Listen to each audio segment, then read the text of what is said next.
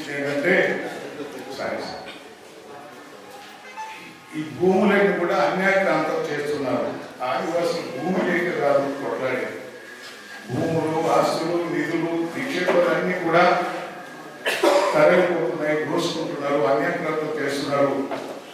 అది అరికట్టాలని ఏం చేయాలని ఆలోచన మేధావులంతా ఆలోచించి 70లో, అందుకనే 70 యాక్ట్ 170 ఈ యొక్క ఆదివాసీ ప్రాంతంలో 5th షెడ్యూల్ ప్రాంతంలో ఉన్నటువంటి సర్వం జల్ జంగల్ జమీన్ అన్ని కూడా ఆదివాసులకు చెందాల.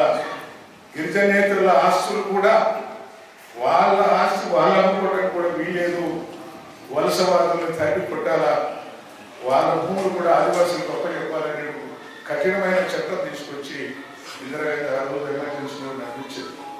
అప్పుడు చాలా మంది కొంతమంది వ్యతిరేక భావంతో ఆమె నడగొట్టి జనతా గవర్నమెంట్ వచ్చింది. ఏ ప్రభుత్వం వచ్చినా ఎవరు వచ్చినా ఆదివాసుల కోసం పోరాటం చేసి ఆదివాసులకు రక్షణ, ఆదివాసులకు అభివృద్ధి జరిగేటువంటి అవకాశం మనకు లేదు.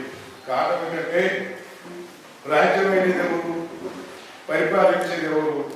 భూస్వాములు, బడా కాంట్రాక్టర్లు, గిరిజనేతలు, భూమిదారులు.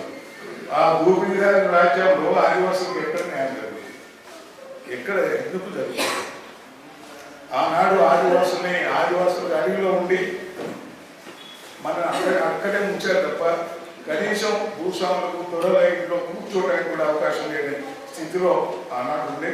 ఇప్పుడు కొద్దిగా చదువుకొని ఈ స్కూల్స్ పెట్టి డెవలప్ చేసి ఐటీఐ పెట్టి మరి విద్యా విధానం అందించేసి ఈ స్థాయికి తీసుకొచ్చారు. కానీ ఈనాడైతే ఈ 3 భీములు ఉన్నారు. కొమరం భీం, అంబేద్కర్ భీం, పులేవా భీం. 3 భీముల ఆశయాలు ఏమున్నాయో దళితులకు, బడుగు వర్గాలకు, ఆదివాసులకు ఏదైతే వాళ్ళ అభివృద్ధి కోసం పెట్టిన చట్టాలు వాళ్ళ పోరాటమే. ఈ పోరాటంతోనే మనకి ఈ చట్టాలు పెట్టాయి. అటువంటి చట్టాలు రాను రాను నిర్విరామం అయిపోతున్నాయి. చట్టాలకి కూడా ఎగిరిపోతున్నాయి, ఊడిపోతున్నాయి, పడిపోతున్నాయి, రద్దయిపోతున్నాయి. మీకు తెలుసు 1986లో ఎన్టీ రామారావు ప్రభుత్వంలో మొత్తం అఖిల పక్షాలు, రాజకీయ పార్టీలు అందరూ కలిసి 107 చట్టం తీసేయమని చెప్పి అసెంబ్లీలో తీర్మానం చేశారు. ఎన్టీ రామారావు తీసుకున్నారు. దాంట్లో మన ఎమ్మెల్యేలందరూ తీసేయమని సంస్థ పెట్టారు. 107 చట్టం తీసేయమని పెట్టుకోడు ఎవరు ఉంటాడు? ఆదివాసీ బిడ్డ అంటే వాడిని ఎత్తి మీద గొడవ పెట్టుకున్నట్టే కదా. చట్టం అయితే 5th షెడ్యూల్ ప్రాంతాల్లో జనరల్ అయితే ఎమ్మెల్యే అవుతావా, సర్పంచ్ అవుతావా, వార్డు మెంబర్ వస్తావా? అసెంబ్లీలో తీర్మానం చేశారు అన్ని పార్టీలు ఇంక్లూడింగ్ కాంగ్రెస్. నేను కాంగ్రెస్ అయినప్పుడు అభిమాని అయినా కూడా అయితే కాంగ్రెస్ లేదు, కాంగ్రెస్ అభిమాని. ఆ రోజు నేను ఎక్కడ ఎమ్మెల్యే ఉన్న ఆ రోజు మరి ఆదివాసుల సేవ చేస్తూ అసెంబ్లీ బదులు కొట్టి పేచే బదులు కొట్టి గోల చేసి అసెంబ్లీ నుంచి బైకాట్ చేశారు. ఉన్న చట్టం తీసేస్తే ఆదివాసుల రక్షణ ఎక్కడ ఉంటుంది? అది మీరు పెట్టిన చట్టం కాదు, బ్రిటిష్ వాళ్ళు పెట్టిన చట్టం. దాన్ని తీసే అధికారం మీకు లేదు అని చెప్పి నేను మాట్లాడి అసెంబ్లీ బైకాట్ చేసి ఆనాడు ఉన్నటువంటి భూమిని చూసి మన గవర్నర్కి చాలా పవర్స్ ఉంటాయి. గవర్నరే ఈ రాష్ట్రాన్ని పరిపాలించాలా, ఇక్కడ జిల్లా కలెక్టరే పరిపాలించాలి. ముఖ్యమంత్రి, క్యాబినెట్ సంబంధం లేనటువంటి అధికారాలు రాజ్యాంగం 5th షెడ్యూల్లో ఉన్నాయి. వాటిని ఉపయోగించాలని చెప్పి మరి గవర్నర్ దగ్గర పోయి గోల చేయడం జరిగింది. ఆమె స్పందించి మీకు ఒక్కడే MLA ఆధారిలో MLAs agreed to scrap the 170 how to possible I got 2 అని చెప్పి చెప్పడం జరిగింది.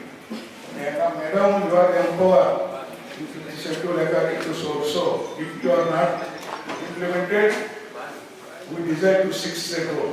We don't want 5th 6th schedule అంటే మా ఊళ్ళో మా రాజ్యం మా బియ్యం మా ఆదివాసీ ప్రాంతంలో కూడా ప్రత్యేక రాష్ట్రం ఇవ్వండి అని చెప్పి 86 నేను పోరాటం చేయడం మొదలైంది. పోరాటం చేసే వ్యక్తి ఆదివాసులు కావాలి. కానీ మన ఆదివాసులు ఎమ్మెల్యే కోసం కొట్లాడతారు, ఎంపీల కోసం కొట్లాడతారు, సర్పంచ్ల కోసం ఎంపీ కావాలి, పార్టీల జెండాలు మోస్తారు, ఎమ్మెల్యేకి సరిపోదా? మన రాజారావు గారు చెప్పినట్టు జాతి హక్కులు కాపాడుకోలేదు. చెప్పండి, మీరే అసెంబ్లీకి పంపించేది మీరే, పార్లమెంట్కి పంపించేది, సర్పంచ్ చేసేది మీరే, వార్డు మెంబర్ చేసేది మీరే. ఈ దళితుల్ని జాతి కోసం, కులం కోసం అభిమానం లేనటువంటి వాళ్ళని పార్టీ జెండా కూర్చోవాలని పదవులు కూర్చోబెడితే మాకు ఏం జరుగుతుందో మనం ఆలోచించాల్సిన అవసరం ఉంది. అందుకనే మొన్న పోయిన నెలలో నవంబర్ 15 విశాఖపట్నంలో ఒక సెమినార్ మన రాజారావు గారు ఎక్స్-ఎమ్మెల్యే గారి అధ్యక్షత సెమినార్ జరిగింది. ఆ సెమినార్ ఏంటంటే మన రాజ్యాంగ హక్కులు, ఆదివాసుల రాజ్యాంగ హక్కులు వీళ్ళు ఇచ్చిన హక్కులు కావు, పోరాటం చేసి వచ్చినాయి.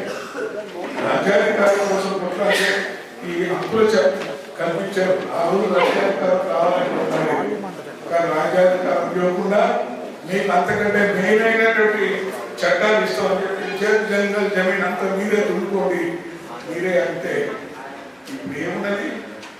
జల్లుందా, జంగల్ ఉందా, జమీన్ ఉందా? మొత్తం ప్రైవేట్ చేతిలో. ఆనాడు బ్రిటిష్ వాళ్ళ దేశాన్ని దోచుకుంటే ఇప్పుడు నల్లదొరలు, అప్పుడు తెల్లదొరలు, ఇప్పుడు నల్లదొరలు వచ్చి మన వనరులను, మన ప్రాంతాన్ని దోచుకుంటున్నారు. అందుకని రాజ్యాంగ హక్కులు మనం రక్షించుకోవాల్సిన బాధ్యత ఆసన్నమైంది. ఈ పెట్టినగానే ఉన్న చట్టాలు తీసేస్తున్నారు. జియో నెంబర్ 3 ఆదివాసి ప్రాంతంలో ఉన్నటువంటి నిరుద్యోగులకు 7th పాస్ 10th ఫెయిల్ అయిన వాళ్ళు బడిపంతులు ఇవ్వాలని చెప్పి నేను ఎన్టీ రామారావు ఈ చట్టం ఎప్పుడైతే 107 తీస్తున్నారో చలో అసెంబ్లీ శ్రీకాకుళంలో, హైదరాబాద్ దాకా 1 లక్ష మంది ఆదివాసుల్ని అసెంబ్లీ మీరు అప్పుడు ఉండొచ్చు కొంతమంది, కానీ నేను పట్టించుకోలేదు. ఎన్టీ రామారావు గవర్నమెంట్నే 7వ తరగతి పాసు 10th ఫెయిల్ వరకు ఉపయోగాలు వచ్చినాయి. మీకు తెలుసా? టీచర్ ఇప్పుడు అందరు ఏమంటున్నారు, మేము చదువుకుంటూ వచ్చింది సార్, పోరాటం చేసి వచ్చింది కాదట, చదువుకుంటూ వచ్చింది. మరి ఒక జియో పోయింది 2020లో, మరి ఇప్పుడు ఎందుకు రావు? 20 చదువుకున్న వాళ్ళు చట్టాలకు అయిపోతుంటే, హక్కులే పోతుంటే మేము చదువుకుంటూ వచ్చినాయి అంటే ఇంకెప్పుడు వాళ్ళ విజ్ఞానం వస్తుంది, ఈ హక్కుల కోసం ఎప్పుడు కొట్లాడాలని ఆలోచన వస్తుంది. అది కాకుండా మనం ఎంత చేసినా కూడా మనకు చిట్ట చివరికి చిప్పే కుదురుతుంది.